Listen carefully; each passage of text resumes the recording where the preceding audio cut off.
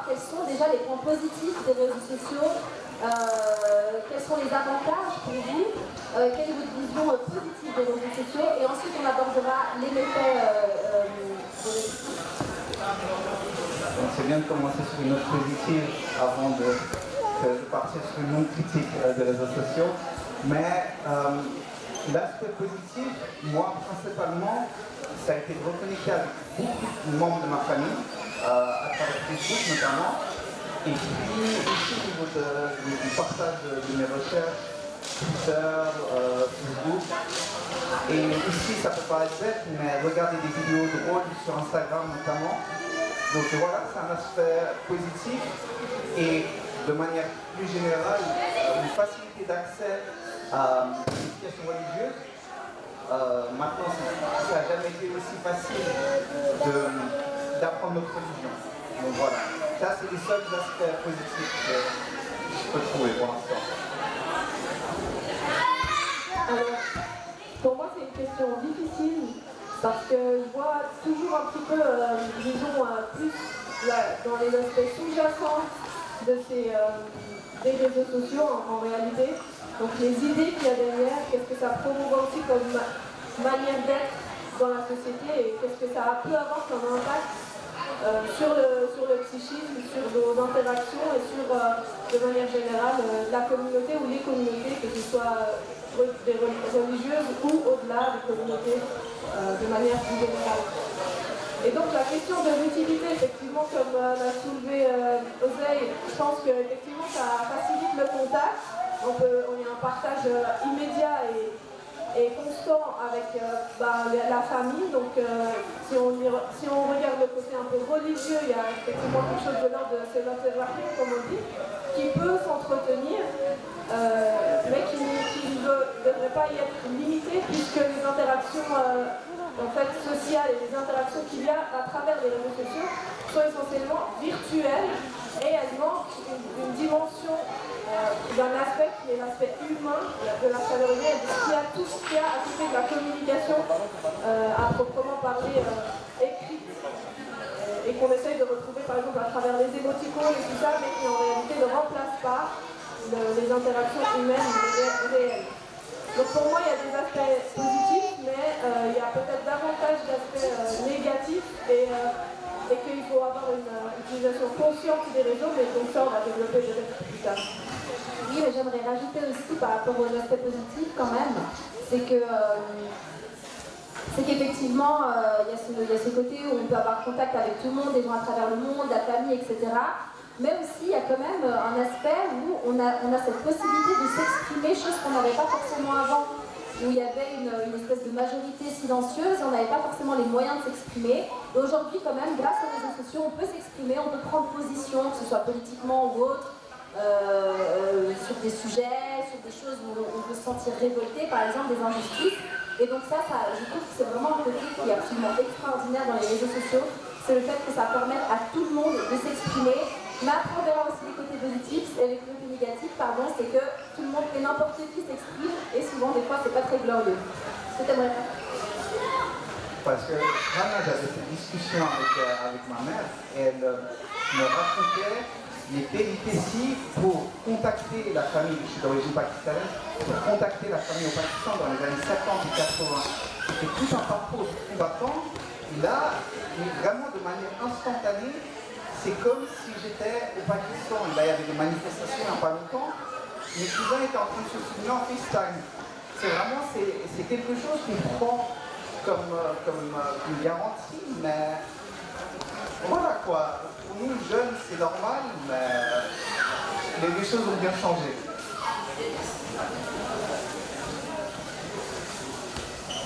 Et puis aussi, après, voilà, c'est le côté où on peut aussi transmettre beaucoup d'informations, que ce soit même par rapport à la religion ou d'autres domaines. Aussi, maintenant, on a vraiment accès à tout. Mais je pense que ça nous permet maintenant de faire la transition vers le négatif, c'est qu'avoir accès à tout et avoir les informations sur tout, ça crée aussi beaucoup de désinformation et beaucoup de charlatans. Il y a beaucoup de charlatanisme malheureusement et on trouve tout et n'importe quoi sur les réseaux. Donc en fait, je pense qu'on va tout de suite transitionner sur le négatif parce qu'on aura, je pense, tous beaucoup de choses à dire. Tous beaucoup de choses à dire. Et voilà, donc vous, qu'est-ce que vous voyez de négatif dans les réseaux sociaux de manière générale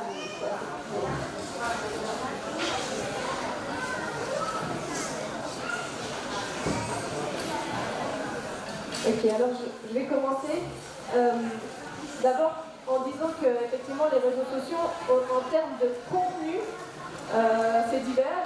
On a trouvé des contenus par rapport à la religion, comme on a déjà dit. Il y a surtout aussi des contenus de mode, des contenus par rapport au développement personnel, pour ceux qui sont dans la parentalité, maternité, il y a beaucoup de contenus aussi sur ça. Pour les plus jeunes, donc des contenus sur vestimentaire et tout ça ce qui transparaît, ce qui est commun, c'est que c'est des contenus un peu positifs en fait. Ça donne un aspect positif de ces choses. On essaie de aussi parfois sensibiliser, donc il peut montrer aussi des aspects négatifs des différents thèmes, mais c'est essentiellement ce qui est consommé en termes de vues, ça va être des choses de ce genre-là, donc aussi de l'humour, des choses de nature à divertir et donc de nature à informer.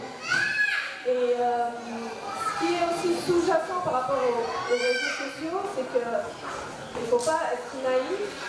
Il y a eu des reportages et des documentaires qui montrent aussi ces aspects de contrôle de l'opinion et de manipulation en fait. Parce qu'il faut savoir que l'idée derrière les réseaux, elle n'est pas, c'est pas une idéologie humaniste qui s'est improvisée dans les réseaux sociaux, c'est des choses qui sont étudiées et qui sont approfondies. On connaît les effets de simple like par exemple, et ce que ça engendre dans la psychologie, dans le psychisme des personnes, dans leur rapport au monde et leur rapport à eux-mêmes. Et c'est dans cette dimension-là de changement du rapport qu'on a au monde et à soi qu'il peut y avoir des difficultés ou des problèmes, puisque l'idéologie derrière les réseaux, elle est financière et aussi de captation de l'opinion et à des fins de directive, c'est-à-dire de diriger ensuite peut-être l'opinion. Et ça a été montré à différentes reprises, notamment dans les élections présidentielles en Amérique en 2016, où il y a des boîtes qui sont conçues, en fait donc des entreprises qui se montent et qui observent les effets psychologiques et les effets de groupe sur les réseaux sociaux pour pouvoir mieux cibler le contenu de ce que l'on consomme et de ce qu'on voit, pour ensuite diriger notre manière de penser, notre manière d'être, etc. Et ce qui est vrai pour les votations est vrai pour tout type d'idées. Ça veut dire que ce qu'on est amené à consommer comme idée à travers les réseaux, mais qui se matérialise à travers des contenus de divertissement parfois, c'est pas seulement du divertissement, ça peut aller au-delà. Et il y a tout, bien sûr, l'aspect financier aussi, mais sur ça, voilà, à part qu'effectivement, ça promouvoit aussi une idée de se faire de l'argent, c'est important. Et en tant qu'influenceur, je peux faire par exemple, l'influenceur, je ne sais pas si c'est clair pour l'esprit tout le monde, mais c'est quelqu'un qui va avoir des vues, qui cherche à être connu, qui cherche à être entendu, et c'est en fait son job, c'est-à-dire qu'il va donc en fait avoir... on va juste s'attarder un petit peu sur parce que tu as parlé d'abord de la manipulation des réseaux sociaux, je pense que c'est bien qu'on en dise tous un petit mot. Donc avant, parce qu'il y a tellement de, je pense qu'il y a tellement de thèmes, de dérives par rapport aux réseaux sociaux. Déjà, on va commencer par la manipulation. Tu as commencé à aborder ce sujet-là. Alors, c'est clair et net que, comment dire, comme Marole l'a expliqué, Sabrina l'a expliqué aussi, c'est vrai que les réseaux sociaux, ça nous donne une certaine liberté. C'est-à-dire qu'on a tellement accès à tellement de différentes sources d'informations, on peut se dire que je suis je suis libre et je peux me faire mes propres opinions. Malheureusement, ce n'est pas le cas parce que les informations qui nous sont présentées et à travers lesquelles on pense pouvoir se faire notre propre opinion, eh bien, souvent ces informations sont dirigées. En fait, c'est seulement, ça ne nous donne pas tout. Par exemple, quand il y a un fait divers, ça nous rapporte seulement certains éléments de ce fait divers qui ensuite, justement, nous mènent à avoir une opinion et on pense qu'on est assez indépendant d'esprit alors que ce n'est pas le cas. Et c'est clair et net que le manque d'information, c'est un gros souci sur les réseaux sociaux. On a une illusion d'indépendance d'esprit alors que c'est absolument pas le cas. Oui, alors c'est très important ce que tu as dit quand tu parles d'indépendance d'esprit. On n'est pas du tout indépendant finalement. Je pense pas que ce soit le fait qu'il y a un manque d'informations. Je pense qu'il y a trop d'informations, mais les informations sont orientées parce qu'il faut savoir qu'il y a des données, il y a des datas, il y a des choses derrière, il y a tout un système derrière Internet, derrière les réseaux sociaux qui vont vraiment capter vos centres d'intérêt. Il suffit d'avoir tapé quelque chose sur Google et puis on sait tout de suite. Enfin, il y a tout qui est fait en sorte pour orienter vos choix politiques, vos idées, etc.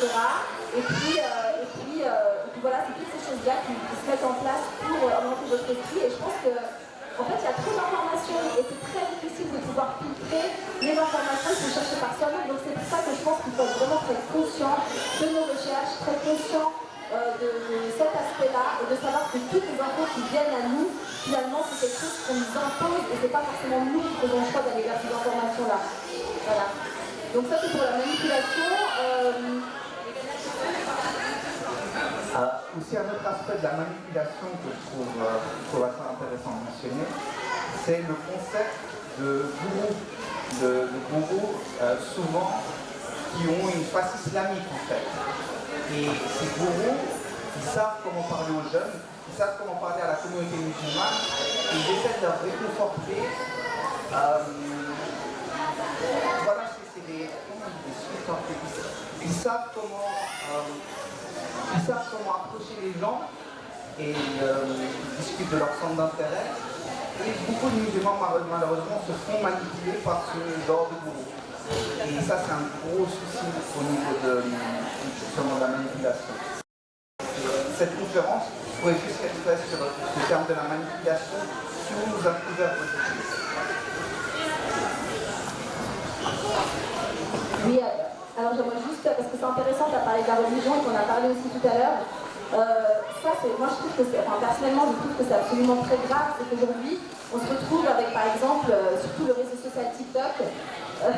Alors TikTok, j'en ai entendu parler, j'ai pas TikTok heureusement, enfin de l'hiver, mais je sais qu'il y a énormément de nouveaux imams sur TikTok qui donnent des informations, mais le problème c'est que typiquement, que ce soit, là on parle de la religion, mais ça peut être pour d'autres choses, c'est qu'il y a des sujets en islam, il y a des choses qui sont tellement complexes et qui ne peuvent pas juste se condenser en une vidéo de quelques secondes. Et en fait, je trouve que ça biaise complètement notre rapport à la religion, ça me coupe de la profondeur parfois de certains aspects de la religion. Donc je trouve ça très dommage qu'aujourd'hui les jeunes, c'est vrai que c'est bien parce qu'on a accès aux réseaux sociaux et on peut avoir accès à des choses liées à la religion, mais en même temps, c'est biaisé, je trouve, et ça nous coupe de la complexité de certains sujets. En fait, ça crée un manque de profondeur dans la communauté, c'est dommage. Et puis aussi, des fois, des fausses informations. Parce que maintenant, tout le monde se dit imam ou autre, et puis des fois, il y a des informations, il y a des sujets en islam, on ne blague pas avec ça. On ne peut pas se permettre de donner un avis ou de parler de quelque chose sans prendre en compte tous les avis, sans prendre en compte tout ce qu'il y a derrière et tout le travail qu'il y a derrière. Donc voilà. Par rapport à ce thème précisément, je ne connais pas suffisamment pour en parler, mais ce que je peux dire, c'est qu'effectivement, par rapport à ces contenus, on peut se dire qu'on a un certain esprit critique en tant que jeune, qui a grandi ici, on connaît la diversité des opinions, etc. Mais ce dont il faut se rendre compte, c'est que toute information qui nous est donnée, combien même on a envie d'avoir un regard différent ou comme ça, eh bien en fait, ces informations passent. C'est ce qu'on appelle aussi parfois les effets subliminaux. Mais il faut savoir que tout ce qu'on consomme, et même ce qu'on n'a pas eu le temps de voir consciemment sur un espace de réseau social en scrollant, a eu un impact sur notre psychisme. Un message a été enregistré. Donc, effectivement, il y a certaines choses dont on sera conscient, d'autres dont on n'est pas forcément conscient, qui auront un impact. Et c'est là qu'on revient à ce thème-là de la liberté. On a l'impression d'être libre de consommer, de voir ce qu'on veut. Et en fait, pas forcément, il y a déjà des choses qui sont ciblées, mais en plus, tout ce qui va partir de manière inconsciente dans nos idées, c'est présent, il y a un gros poids de ça. Et puis par rapport aux réseaux sociaux et aux jeunes, parce que je me suis dit que c'est important, intéressant de faire le lien, enfin je crois que c'était le thème de la journée. Il y a des effets en psychologie sociale qui sont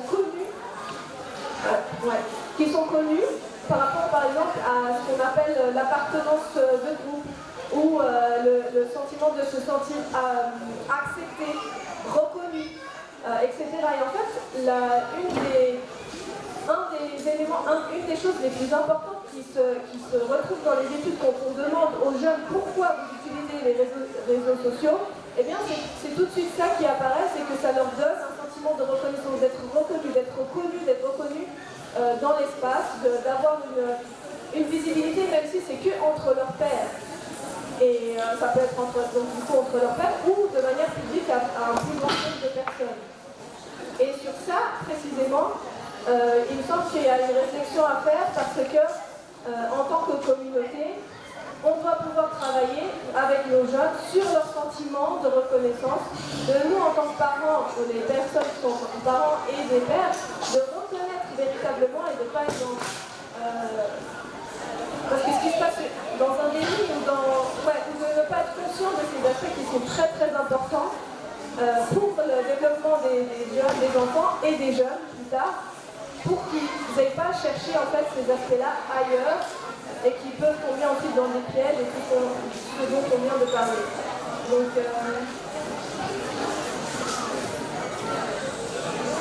oui, par rapport à le besoin de reconnaissance, ça je pense que c'est vraiment un fléau parce que en fait aujourd'hui tout le monde filme tout de sa vie et il y a des personnes parfois qui n'ont pas vraiment de vie sociale ou qui sont très timides dans la vie de tous les jours et les réseaux sociaux c'est un moyen pour eux de s'exprimer. Ça peut être bien dans certains cas, mais dans d'autres cas, ça reflète vraiment un manque de confiance, ça reflète peut-être des blessures profondes qui sont personnelles, qui font que ces gens-là ont un besoin de reconnaissance au point où on expose tout de notre vie parce qu'on a besoin d'être reconnu, on a besoin que les gens commentent, que les gens disent quelque chose, et parfois, il y a même des images qui sont complètement construites, qui ne sont même pas la réalité de ce que sont ces gens-là qui exposent leur vie sur les réseaux sociaux. Et ça, je trouve que c'est très grave. Parce que de plus en plus, ça crée des gens qui sont un peu, voilà, j'emploie un petit peu vulgairement ces mots-là de concepts psychologiques, parce que je ne suis pas dans la psychologie, mais presque une schizophrénie, entre guillemets. Et puis voilà, je pense qu'il y a vraiment un vrai problème, il y a un manque d'accompagnement. Et en fait, les réseaux sociaux, c'est le moyen par lequel les gens vont peut-être combler des manquements, des choses qu'il y a eu dans leur éducation, dans leur enfance ou autre. Et sauf que le problème, c'est que c'est un moyen qui est superficiel. Donc ça ne coulera jamais vraiment et ça crée, je pense, beaucoup de pathologies. Alors, par rapport à ce point, et je suis désolée si le tableau est un peu noir, parce que c'est vrai qu'on peut aussi utiliser les réseaux sociaux positivement, comme elle a dit tout à l'heure, par exemple, en tant que groupe qui n'est pas forcément entendu à travers les médias, on peut s'approprier les réseaux sociaux pour avoir une voix. Ça, c'est très important et c'est dans ce sens-là qu'on devrait peut-être utiliser les réseaux sociaux.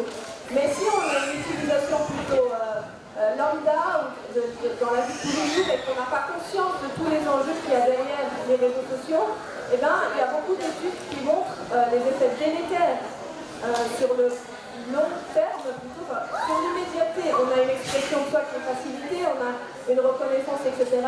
Mais sur le plus moyen terme ou long terme, c'est-à-dire avec le temps, il y a des sentiments, par exemple, de mal-être des jeunes qui sont étudiés, parce que par effet de comparaison sociale, quand on se compare, et c'est toujours ce qui se passe, c'est l'inverse de ce qu'on veut, entre guillemets, c'est qu'on se compare à ceux qui ont mieux ou bien, ou plus cool, ou plus intéressant. Et du coup, par effet de comparaison, forcément, on se dit, mais même si c'est très inconscient, on a l'impression que notre vie est moins bonne, moins intéressante, moins cool. Justement, une anecdote qui reflète cet élément, c'est maintenant j'ai dans la vingtaine, donc je suis tout autant affecté que les jeunes adolescents quand ils voient leurs copains justement dans des immenses vacances, ils sont au bord de la mer alors que nous on est bloqués à la maison, ce genre de choses. Mais typiquement, moi j'ai ce genre de réaction quand je suis sur LinkedIn. Et là je réalise, c'est anxiogène quand je vois les gens avec leur diplôme, etc. Ils postent leur succès. Et j'en viens à oublier à quel point les jeunes, ça doit être anxiogène quand ils se connectent sur Instagram. Il faut vraiment, justement là je pose une question aux autres gens du panel, c'est comment est-ce qu'on peut faire comprendre aux jeunes que la majorité de ce qui se trouve sur les réseaux sociaux, c'est fake. Parce que même si typiquement moi je sais que sur LinkedIn, une personne qui travaille par exemple, je ne sais pas moi, qui prépare des burgers typiquement au McDo, il va mettre une liste, la description de son travail, c'est comme s'il avait, je ne sais pas moi, si c'était un chef d'entreprise. Pourtant je sais que c'est du faux, mais malgré tout ça reste anxiogène. Alors comment est-ce qu'on pourrait expliquer aux jeunes que justement il ne faut pas être autant affecté que ça?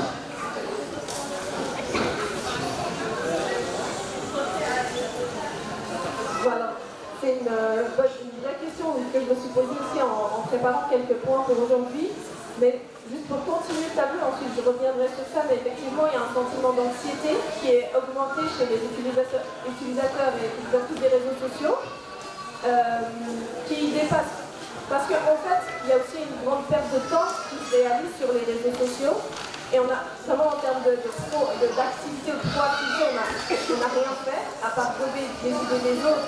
On n'a pas fait beaucoup de choses en passant du temps sur les réseaux sociaux, mais effectivement ça va induire donc des symptômes anxieux, une profonde tristesse, et aussi ça peut avoir des problèmes d'addiction. Et ça, c'est l'addiction aux réseaux sociaux, elle n'est pas que chez les jeunes, elle est aussi chez les jeunes adultes et les adultes. On ne se rend pas compte, en fait, forcément, mais rien que le fait de laisser par exemple son téléphone à la maison et sortir et se rendre compte qu'on ne l'a pas et aller chercher, c'est quelque chose qui est proche d'une activité. On a besoin en fait d'être en permanence avec l'extension de nous-mêmes qui est nos téléphones et les réseaux sociaux. Et il y a aussi des études qui montrent donc des problèmes de concentration aussi chez les jeunes, parce qu'en fait, ce qu'il faut s'apercevoir avec les réseaux sociaux, c'est qu'il y a un effet d'immédiateté et de consommation d'images très très rapide. Et ça a un impact sur le cerveau qui n'arrive plus à avoir des activités lentes, comme la lecture par exemple, ou d'autres activités de discussion avec les autres, qui est très lente par rapport à les discussions qu'on peut avoir simultanément et sur différents sujets dans une conversation sur WhatsApp par exemple. Donc cet effet d'immédiateté et de consommation du langage et du visuel, ce qui sera l'image, va avoir un impact sur nos autres activités du quotidien, qui sont aussi importantes et peut-être plus importantes. Donc, et également, il y a, comme tu disais, en fait, une surcharge d'informations qui est là, qui nous impacte. On peut se demander si l'esprit humain c'est bon pour l'esprit humain de consommer autant d'images.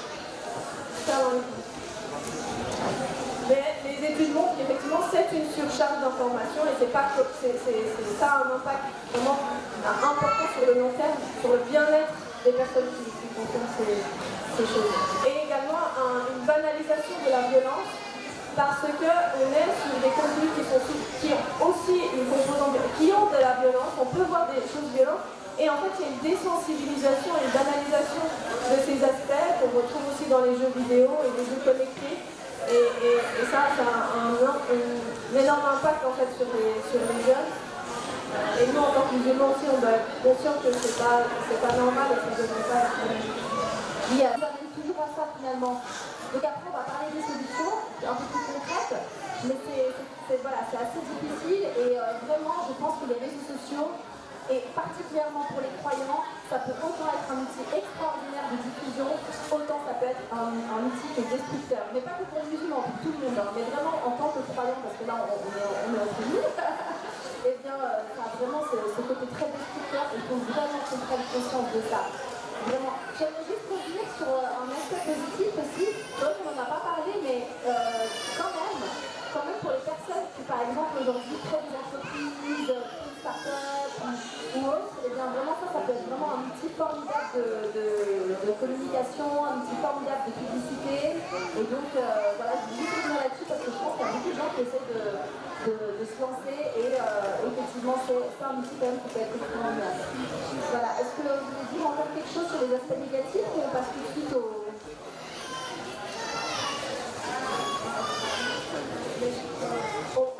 Alors pour introduire un peu par rapport aux solutions, c'est juste par rapport à ce phénomène de comparaison entre pères. Quand je dis pères, ça veut dire les personnes qui sont comme nous, les jeunes entre jeunes, pas les pères, les papas. Donc quand on se compare à ceux qui sont comme nous, et les jeunes qui se comparent à ceux qui sont comme eux, ce phénomène arrive en fait quand la personne n'a pas de repère objectif ou normatif, un repère, quoi, un standard auquel elle peut se comparer et se dire je suis bien, je suis pas bien par rapport à ça. Donc parce qu'il n'y a pas cette présence, les jeunes vont se comparer entre eux. Donc sur leur vie, sur des dimensions de l'expression de la visibilité, de la beauté, de la mode, etc. Et de toute façon ça va opérer. Donc l'être humain, disons, a en fait ce besoin-là de se comparer, mais en fait nous en tant que parents, en tant que personnes dans la communauté qui aurait un certain voilà, qui est en présence, qui a la responsabilité de d'autres, il faut qu'on puisse leur donner des modèles et des standards que nous, on estime être quelque chose de bien. Parce que sinon, la comparaison opère, a lieu et souvent au détriment de certaines valeurs ou de certaines choses que nous, on a envie d'inculquer chez nos enfants qui sont pas en lien avec les... Ouais. Et donc, c'était un peu ça pour moi la solution, c'est d'être conscient de ces aspects et de se dire sur quel standard et comment nous, en tant que parents, en tant que personnes de la communauté, qu'est-ce qu'on donne comme standard et comment on donne la place et la reconnaissance à nos enfants, à travers quoi, quels sont nos outils pour donner cette place à nos jeunes. Et c'est vraiment une réflexion de fond à avoir, mais je pense que depuis très jeune, il faut être attentif à ça chez nos enfants. Typiquement, c'est vrai que avant de se préoccuper de nos enfants, c'est d'abord se préoccuper de nous-mêmes. C'est-à-dire que ce serait complètement hypocrite. C'est un peu comme le papa qui fume toute la journée, mais qui ne veut pas que les enfants fument. C'est pour ça qu'il faut qu'évidemment, les enfants, les jeunes, puissent se comparer d'une certaine manière aux autres, ils puissent avoir un standard avec les gens de leur âge. Mais quelle est l'utilité si les parents eux-mêmes ne se passent tout leur temps sur Facebook ou même sur TikTok? C'est vrai que c'est assez contradictoire. Voilà.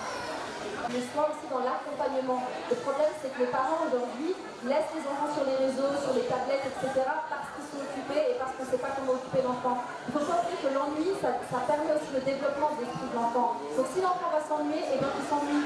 Donc en fait, il ne faut pas combler l'ennui par des tablettes, par des moyens électroniques, etc. parce que ça, c'est très dangereux. Et en fait, c'est comme si on mettait un peu, on faisait entrer le shaitan, entre guillemets, dans la famille.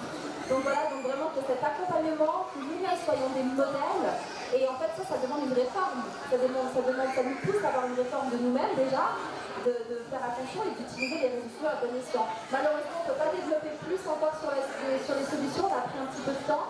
Donc voilà, on continue comme ça, et merci à tous pour votre écoute, merci aux intervenants, et salam alaikum.